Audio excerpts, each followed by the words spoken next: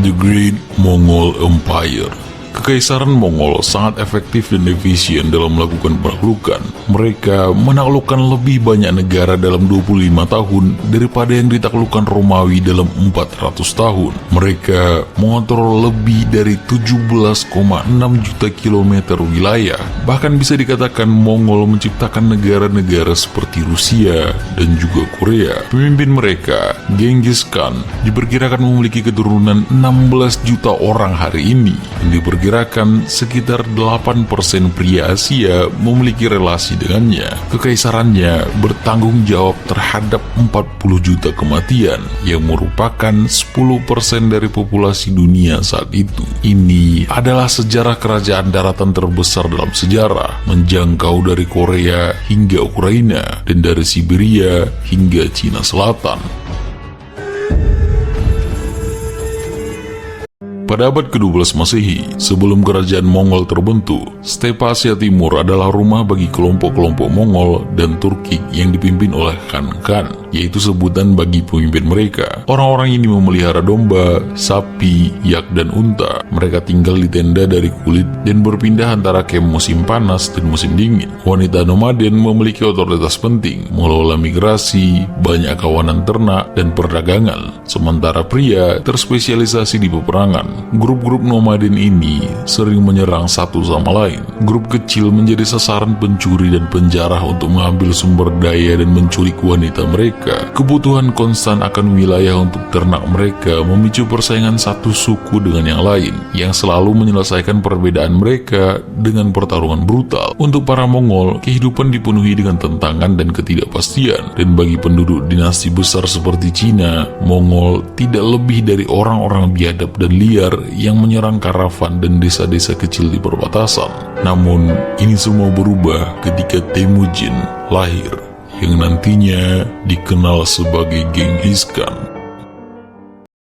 Cerita bisa dikatakan dimulai ketika Temujin lahir sekitar tahun 1162 di salah satu klan terendah. Dia nantinya dinamai dengan Genghis atau Chinggis Khan, yang diartikan sebagai Khan yang agung. Ayahnya dikatakan terbunuh keracunan, meninggalkan Temujin menjadi dalam kontrol saudara laki-lakinya, yang dia bunuh nantinya karena ada argumen di antara mereka. Kemudian di umur 19 dia menikah dengan istrinya, Borte, yang nantinya diculik oleh kelompok lain. Dalam percobaan menyelamatkan istrinya, Temujin menunjukkan keberanian militernya dan nantinya menjadi pemimpin dari sukunya. Dan dalam menyatukan para Mongol, diperlukan adanya perang saudara, dan dia menang dalam peperangan ini. Genghis Khan cepat naik ke puncak kekuasaan dengan membentuk aliansi strategis dengan pemimpin lain. Beda dengan para Khan lainnya, Temujin mempromosikan prajurit berdasarkan prestasi dan membagi rampasan dengan adil di antara mereka. Gerakan paling brilian yang dilakukan adalah menyebar nomaden yang dia taklukkan di antara prajuritnya sendiri, sehingga mereka tidak bisa bersatu melawannya. Inovasi-inovasi ini membuatnya tidak terhentikan, dan pada tahun 1206 dia telah menyatukan orang-orang di tenda berdinding kulit ini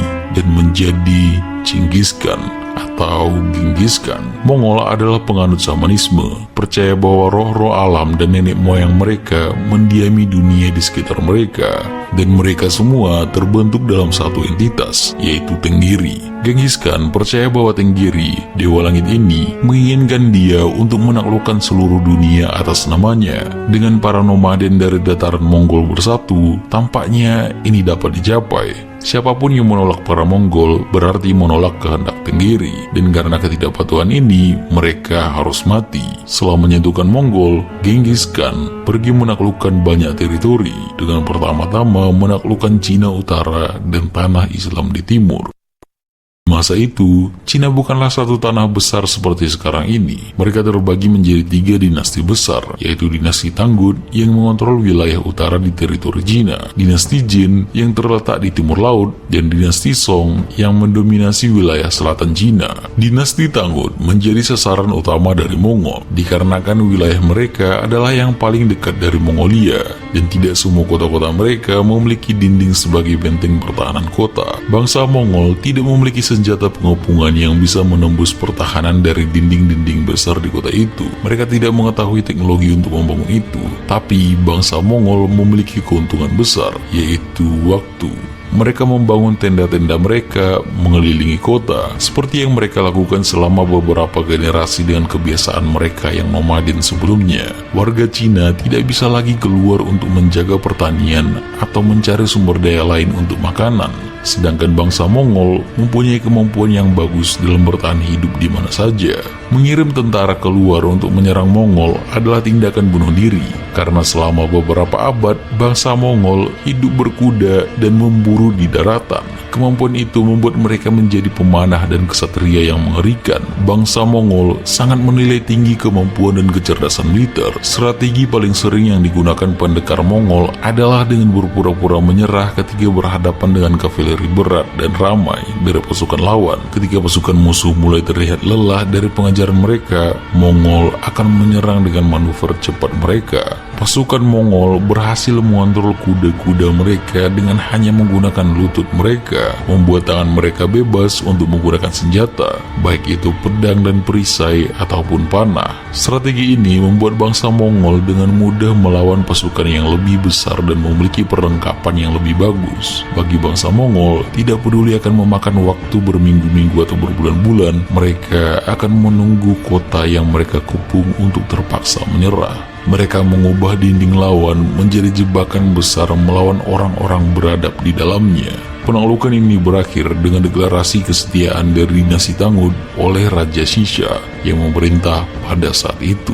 Di saat menaklukkan dinasti Jin, ketika bangsa Mongol sampai di Beijing dan mengepung benteng tersebut, mereka mengepung kota itu dengan sangat lama, sampai ribuan orang kelaparan di dalam dinding itu.